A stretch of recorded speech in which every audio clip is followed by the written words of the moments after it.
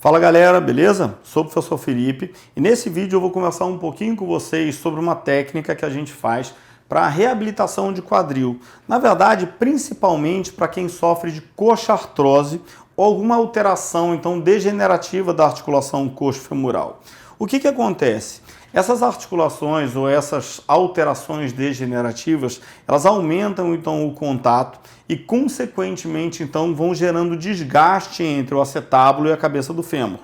Quando a gente pensa então em alterações degenerativas articulares, as principais articulações que a gente vai lembrar então desses casos são a articulação coxofemoral, que é a articulação do quadril, entre o acetábulo e a cabeça do fêmur. A mais importante, ou a que a gente mais lembra então, é a articulação do joelho.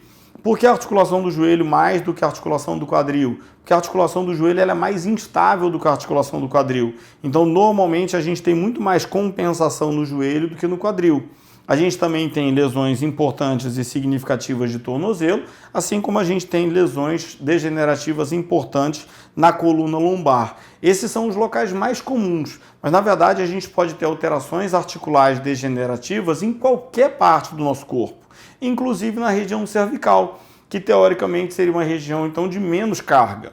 Mas dependendo da atividade laboral do indivíduo, por exemplo, se o indivíduo trabalha, então ele é dentista, odontólogo, e ele trabalha o tempo todo com uma posição inadequada de cervical, ele pode acabar adquirindo, depois de um período de tempo então, uma artrose cervical. Qual vai ser o tratamento? O tratamento sempre vai ser com descompressão, a gente trabalha com tração. Essa tração, então, que eu vou estar ensinando para vocês, ela pode ser uma tração manual ou ela pode ser uma tração instrumental. Como é que seria a tração manual? Para fazer, então, realizar a tração manual, eu vou pedir, então, para o meu paciente fazer uma flexão. E nessa flexão de quadril, então, eu vou encaixar a mão sempre com essa pegada, tá? O mais próximo possível da virilha dele, tá? Então, vou pegar aqui, vou posicionar a coxa dele aqui em cima. E quando eu for tracionar, então, eu vou tracionar o quadril e aí eu vou estar fazendo movimentos pequenos de rotação, ó, para um lado e para o outro. O que eu estou fazendo aqui? Eu estou tracionando a articulação, ao mesmo tempo abrindo o espaço da articulação, ou seja, gerando maior frouxidão e maior espaço entre a cabeça do fêmur e o acetábulo e, consequentemente, eu estou aumentando a possibilidade dos meus movimentos artrocinemáticos de quadril. É isso que a gente está fazendo aqui. Felipe, quanto tempo eu vou ficar fazendo isso? Depende, né? Então a gente vai fazer isso aí por algum tempo. Ou seja, eu vou estar tracionando e depois vou estar sustentando e fazendo e mobilizando. Do mesmo jeito que eu vou fazer uma mobilização passiva. Se eu estiver fazendo uma mobilização passiva de joelho, quanto tempo eu vou ficar mobilizando? Depende. Depende de paciente para paciente, o tempo que eu vou estar fazendo a mobilização. Se eu pego o quadril dele e tem uma aderência muito grande, talvez eu dependa de ficar mais tempo. Qual é a grande desvantagem, então, da manual? É que a manual, muitas vezes, eu posso pegar uma pessoa que seja muito grande, que tem uma perna muito pesada e que eu não tenha força suficiente para fazer essa decoaptação, ou seja, para promover essa abertura. Nesse tipo de pessoa, então, eu vou ter uma dificuldade. Por quê? Porque eu vou tracionar, mas eu não vou conseguir gerar espaço entre a cabeça do fêmur e o acetábulo. Vai ter alguma eficiência? Nenhuma. Então, se eu não tenho a capacidade de fazer, eu vou ter que fazer de forma instrumental, tá? Então, como é que seria a forma instrumental? Na técnica do Mulligan, que é a técnica que trabalha, então, mobilização articular sustentada, o que a gente faz? A gente faz um reposicionamento, né? Que na verdade o Mulligan trabalha com reposicionamento articular sustentado. A gente reposiciona e depois mobiliza com ele reposicionado. Só que aí eu vou até o auxílio. Eu tenho o auxílio de um cinto, tá? Que é parecido com um cinto de segurança. Esse cinto, em vez de eu fazer a minha pegada próxima então da virilha dele, da linha inguinal, eu vou passar o cinto na região e depois eu vou afivelar o cinto atrás de mim. Então, ó, fivelo e travo o cinto atrás de mim.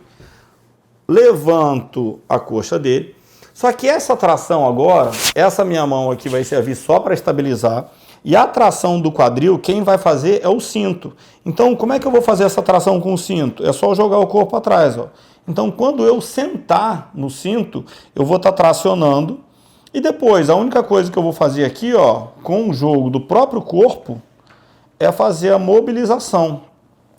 Então, é como se eu estivesse sentando aqui no cinto, e aí eu vou fazer só o movimento de rotação para um lado, rotação para o outro, e quem faz a decoaptação, então, da articulação do quadril vai ser o próprio cinto.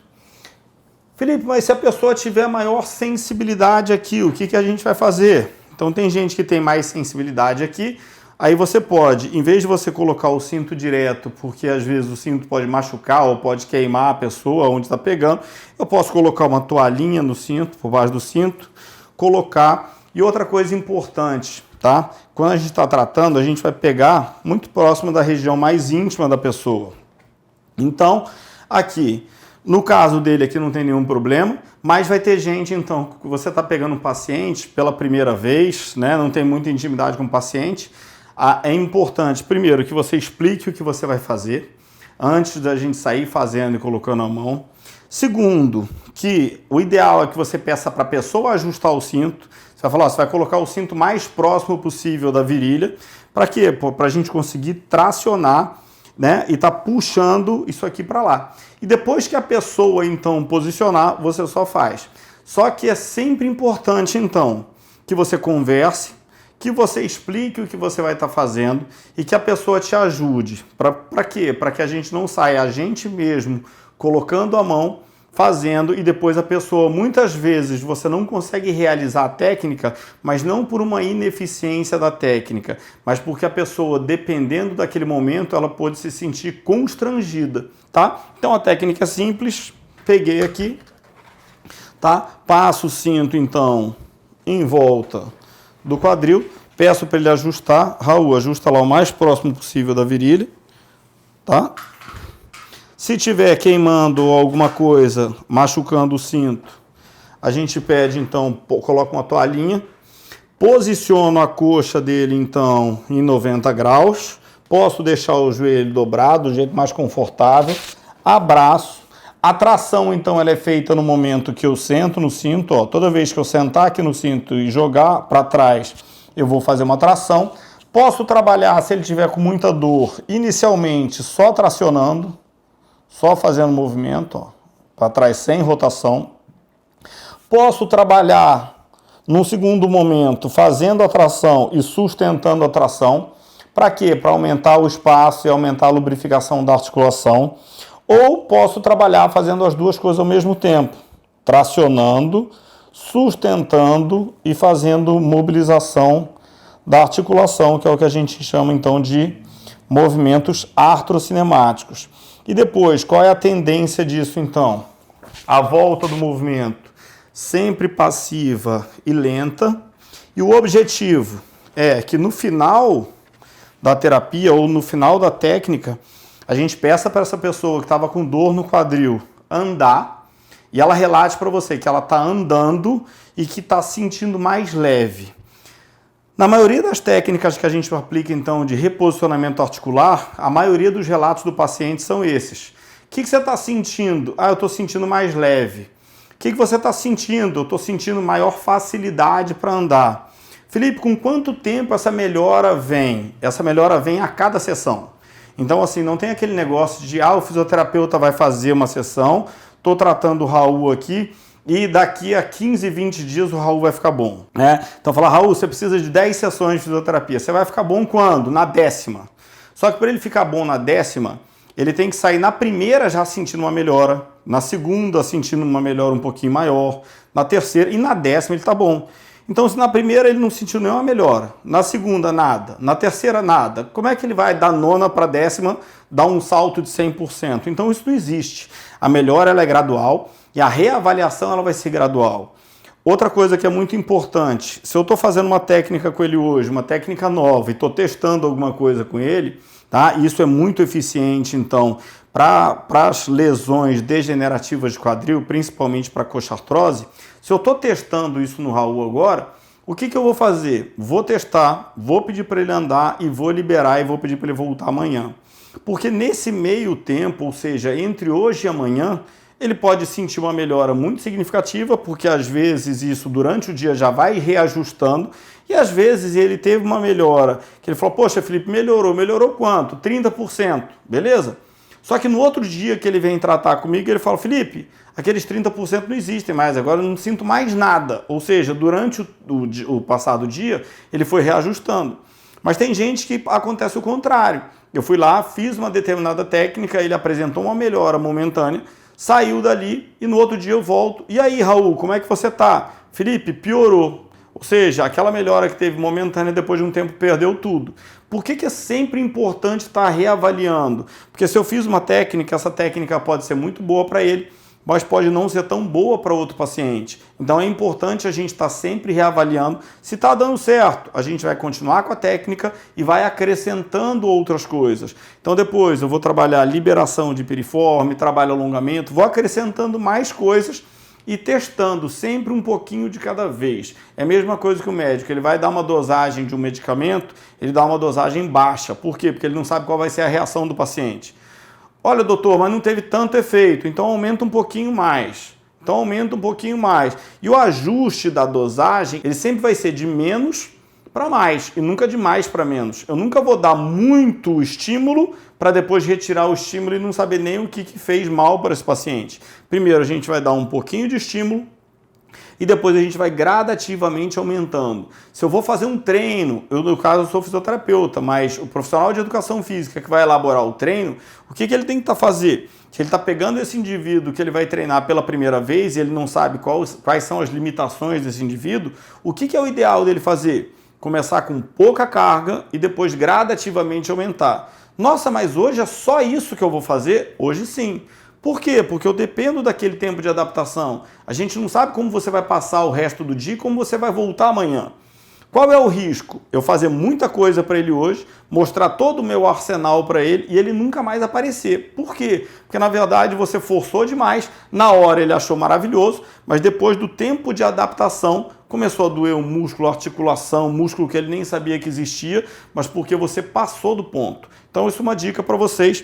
Hoje a gente falou então nesse vídeo sobre tratamento então de coxa-artrose e de alterações degenerativas do quadril, como é que a gente pode fazer essa tração, tanto a tração manual quanto a tração instrumental, onde a gente utiliza um cinto. Tá? No curso do Mulligan, que é o curso de reposicionamento articular sustentado, quando a gente faz o curso a gente ganha o cinto, mas você pode adaptar o cinto, você pode adaptar uma faixa, desde que o cinto ou a faixa não sejam cintos ou faixas elásticas, tá? Ela tem que ser estática, ou seja, eu tenho que pegar, tracionar e sustentar. Se for uma faixa elástica, às vezes eu vou estar tracionando, né, mas ao mesmo tempo a faixa vai estar cedendo, então não vai adiantar nada, tá? Então para reposicionamento, faixa estática ou um cinto, pode ser uma faixa de judô, você pode improvisar. Tá, eu sempre falo para os alunos, eu não fiz o curso do Mulligan, eu não tenho cinto, eu não tenho isso, eu não tenho aquilo, mas tudo dá para adaptar. Você pode pegar uma faixa estática, fazer a tração, amarrar. O importante é a aplicabilidade da técnica, é você sentir que quando eu estou jogando o quadril dele para fora, primeira coisa, o joelho dele não sai do lugar, ou seja, ele não vem para cá, a única coisa que vem, o quadril dele vai estar deslocando posteriormente. E eu vou perceber esse deslocamento posterior do quadril. Depois de eu perceber o deslocamento posterior do quadril, possibilidades, sustentar, possibilidades, mobilizar, ficar indo e voltando, possibilidades, sustentar e ao mesmo tempo ficar fazendo movimento de rotação para você trabalhar então essa artrocinemática da articulação então coxofemoral. Beleza? Galera, com isso espero poder ter ajudado um pouquinho vocês. Se você gostou do nosso vídeo, se inscreva aqui no canal, ative o sininho de notificação, que assim você vai estar sempre por dentro de tudo que a gente está preparando para vocês, beleza? Um grande abraço e até a próxima.